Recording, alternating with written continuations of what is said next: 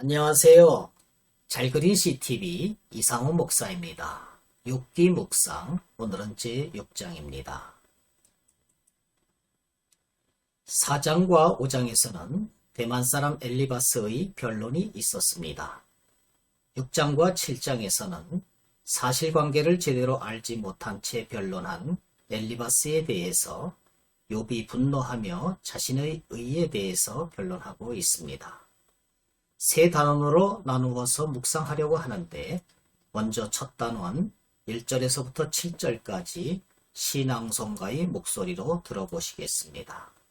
욥이 대답하여 이르되 나의 괴로움을 달아보며 나의 파멸을 저울 위에 모두 놓을 수 있다면 바다의 모래보다도 무거울 것이라. 그러므로 나의 말이 경솔하였구나. 전능자의 화살이 내게 박힘에 나의 영이 그 독을 마셨나니 하나님의 두려움이 나를 엄습하여 치는구나. 들나귀가 풀이 있으면 어찌 울겠으며 소가 꼴이 있으면 어찌 울겠느냐. 싱거운 것이 소금 없이 먹히겠느냐. 닭의 알 흰자위가 맛이 있겠느냐. 내 마음이 이런 것을 만지기도 싫어하나니 꺼리는 음식물같이 여김이니라. 네, 여기에서 괴로움은 화나 붕괴함을 뜻하는 단어로서 원통하고 견디기 어려운 문제를 말하고 있습니다. 2절과 3절은 남의 고통의 강도를 제대로 알지 못하고 책망하는 엘리바스의 말에 대한 반론의 시작입니다. 나의 이 원통함과 재앙은 가히 바다의 모래보다도 무거울 것이니 내가 비탄의 말들을 쏟아내는 것이 당연하다는 것입니다. 욥은 나의 말이 경솔하였구나 이렇게 말합니다. 이것은 자신이 쏟아낸 비탄의 말들이 틀렸다거나 사과한다는 뜻이 아닙니다. 오히려 이 말에는 엘리바스의 경솔함을 책망하는 내용이 함축되어 있습니다.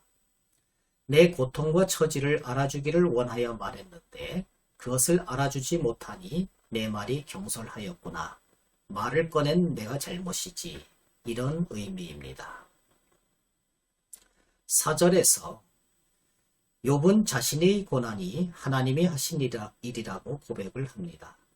하나님께서 그의 고통을 내버려 두신다는 사실에 대해서 그는 몹시 두려워하고 있습니다.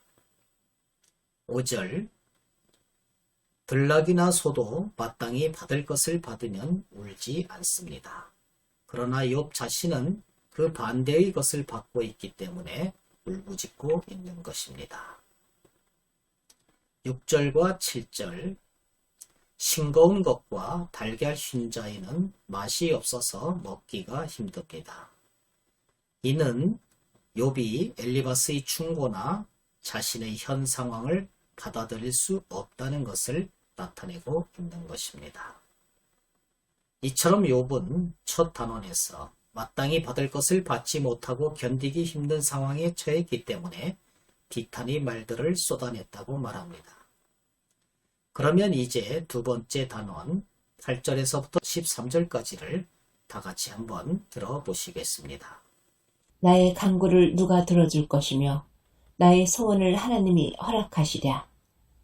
이는 곧 나를 멸하시기를 기뻐하사 하나님이 그의 손을 들어 나를 끊어버리실 것이라. 그러할지라도 내가 오히려 위로를 받고 그칠 줄 모르는 고통 가운데서도 기뻐하는 것은 내가 거룩하신 이의 말씀을 거역하지 아니하였음이라.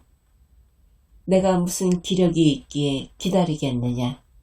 내 마지막이 어떠하였기에 그저 참겠느냐. 나의 기력이 어찌 돌의 기력이겠느냐. 나의 살이 어찌 녹색겠느냐. 나의 도움이 내 속에 없지 아니하냐. 나의 능력이 내게서 쫓겨나지 아니하였느냐. 네, 8절은 하나님이 나의 간구를 얻게 하시며 나의 소원을 주시기를 내가 원한다 라는 뜻입니다.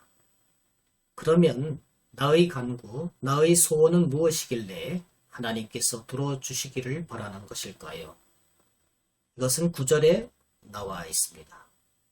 9절이 의미하는 바는 하나님의 기쁘신 뜻대로 자신을 죽이실 것이다. 또는 죽여주셨으면 라는 뜻입니다. 이처럼 욥은 8절과 9절에서 자신의 소원대로 하나님이 죽여주시기를 갈망하고 있습니다. 10절 욥은 죽더라도 지금까지 그래왔듯 끝까지 주님의 말씀을 거역하지 않을 것이기 때문에 위로와 기쁨이 있다고 말합니다. 하나님께 끝까지 충실하고자 하는 마음이 있는 반면에 지나치게 자기 의를 내세우는 면이 있습니다. 11절 내가 무슨 기력이 있기에 더 살 수 있겠느냐? 내 마지막이 어떠하기에 그저 참겠느냐? 내 마지막에 무슨 좋은 일이 있다고 내 생명을 연장하겠느냐? 이런 의미입니다. 12절 나의 기력과 나의 살은 너무 철저히 훼손되어서 완전히 힘을 빼앗겼다. 이런 뜻입니다. 13절은 나를 도와줄 사람이 없지 아니하냐?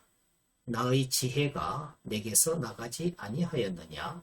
이런 의미입니다. 11절과 13절에서 그 내용은 나는 지금의 고난 속에서 더 살아갈 기력도 도움도 능력도 없다. 그리고 내가 무슨 좋은 것을 보겠다고 더 참아가며 살겠습니까? 하는 의미입니다. 그러면 이제 세 번째 단원으로 넘어가겠습니다. 14절에서 30절까지 다 같이 한번 들어보시겠습니다. 낙심한 자가 비록 젖는 자를 격려하기를 저버릴지라도 그의 친구로부터 동정을 받느니라. 내 형제들은 겨울과 같이 반덕스럽고 그들은 겨울의 물살같이 지나가느나 얼음이 녹으면 물이 검어지며 눈이 그 속에 감춰질지라도 따뜻하면 마르고 더우면 그 자리에서 아주 없어지나니 대상들은 그들의 길을 벗어나서 삭막한 들에 들어가 멸망하느니라.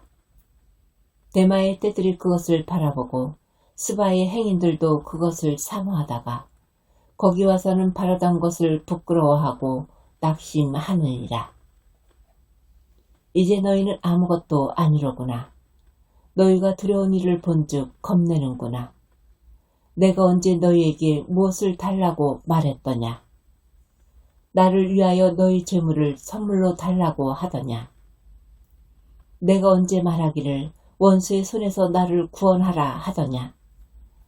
폭군의 손에서 나를 구원하라 하더냐? 내게 가르쳐서 나의 허물된 것을 깨닫게 하라. 내가 잠잠하리라. 옳은 말이 어찌 그리 고통스러운고 너희의 책망은 무엇을 책망함이냐? 너희가 남의 말을 꾸짖을 생각을 하나 실망한 자의 말은 바람에 날아가느니라. 너희는 고아를 제비 뽑으며 너희 친구를 팔아 넘기는구나. 이제 원하건대 너희는 내게로 얼굴을 돌리라. 내가 너희를 대면하여 결코 거짓말하지 아니하리라. 너희는 돌이켜 행악자가 되지 말라. 아직도 나의 의가 건재하니 돌아오라. 내 혀에 어찌 불의한 것이 있으랴. 내 미각이 어찌 속임을 분간하지 못하랴. 세 번째 단락은 14절에서부터 30절까지 볼 수 있는데 여기에서는 친구들의 가혹한 책망을 욥이 비난하고 있는 내용으로 되어 있습니다. 극심한 고통 속의 욥은 사실 친구들에게 많은 도움과 위로를 기대했었습니다. 그런데 오히려 엘리바스를 시작으로 욥을 책망하고 있습니다. 이 단락에서 욥은 바로 이 점을 비난하고 있는 것입니다. 14절 낙심한 자가 비록 하나님을 경외하지 못한다고 할지라도 그의 친구는 그를 마땅히 친절하게 여겨야 한다는 뜻입니다. 하물며 욥은 하나님을 경외함에도 불구하고 친구들에게 동정을 받지 못하고 있음을 매우 섭섭하게 생각하고 있습니다. 15절. 그러면 욥이 볼 때 그의 친구들은 어떤 사람일까요? 욥은 내 형제들은 개울과 같이 변덕스럽고 그들은 개울의 물살같이 지나가노라 이렇게 고백을 합니다. 이스라엘 사막의 강을 와디라고 합니다. 우기 때가 되면 강물이 넘치다가도 비가 그치면 물이 금방 스며들기 때문에 물 없는 강이 됩니다. 그래서 정작 물이 필요할 때는 물이 없는 것이 바로 와디입니다. 욥이 바로 그것을 말하고 있습니다. 욥에게 풍요가 넘칠 때는 친구들의 우정도 넘쳤습니다. 그러나 욥이 극심한 고난에 빠져 있는 지금에는 친구들의 우정이 필요한 지금은 오히려 그 우정이 없다는 것입니다. 이런 일은 오늘날도 다반사로 일어나고 있습니다. 16절, 17절. 이 절에서는 15절에 등장한 사막에서의 강, 즉 와디의 모습을 그리고 있습니다.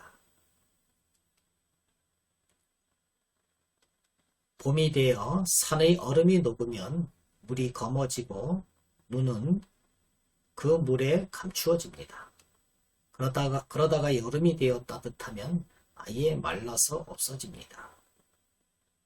그것처럼 사람도 어려울 때는 친구들의 충성이나 동정도 사라진다는 것입니다. 이것은 욥에게 큰 실망감을 안겨주었습니다.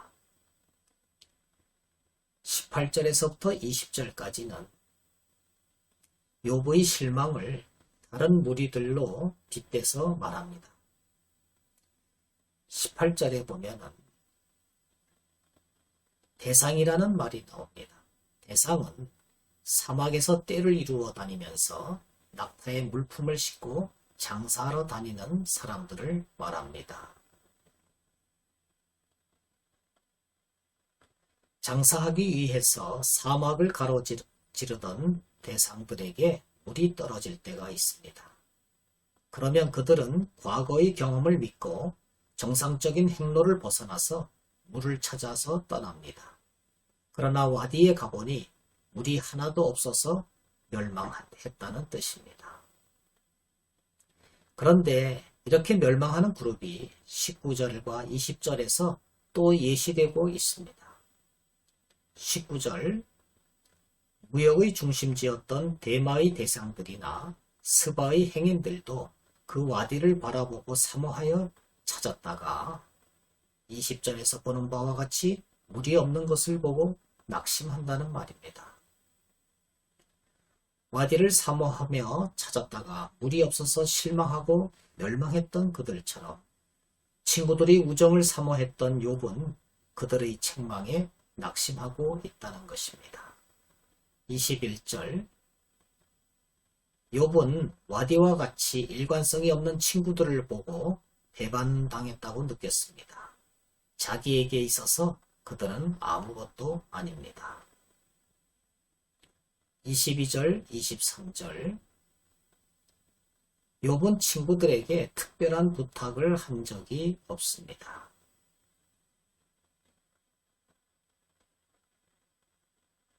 와서 위로해달라거나 한 적이 없다는 것입니다. 그들은 스스로 왔습니다. 그런데 스스로 와서 최소한의 우정의 충성을 하지 못할 망정 친구들이 책망하는 것에 대해서 욥은 반문하고 있습니다. 24절. 욥은 책망만 하는 친구들에게 자기의 허물이 무엇인지 깨닫게 해달라고 말을 합니다. 25절.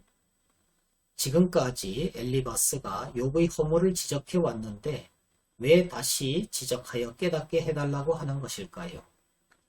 그것은 엘리바스가 옳다고 한 말이나 접근하는 방식을 욥이 인정할 수 없었기 때문입니다. 좀 더 제대로 지적해 달라는 것입니다. 26절. 26절에서 남의 말, 실망한 자의 말은 동일 인물인 욥의 말을 의미합니다. 친구들이 욥의 말을 꾸짖을 생각을 하나 그래서는 안 된다는 것입니다. 욥과 같이 절망에 빠진 자들의 말은 바람과 같이 이리저리 흩날리는 말, 즉 경솔하고 성급하게 내뱉는 말이기 때문입니다. 27절에 보면은 고아를 제비 뽑으며 하는 말이 나옵니다. 고아를 제비 뽑는다는 것은 어떤 채무자의 자녀를 잡아서 고아로 팔아넘기려고 제비 뽑기를 하는 것을 말합니다. 매우 비인간적이고 야비한 것을 나타내는 말입니다.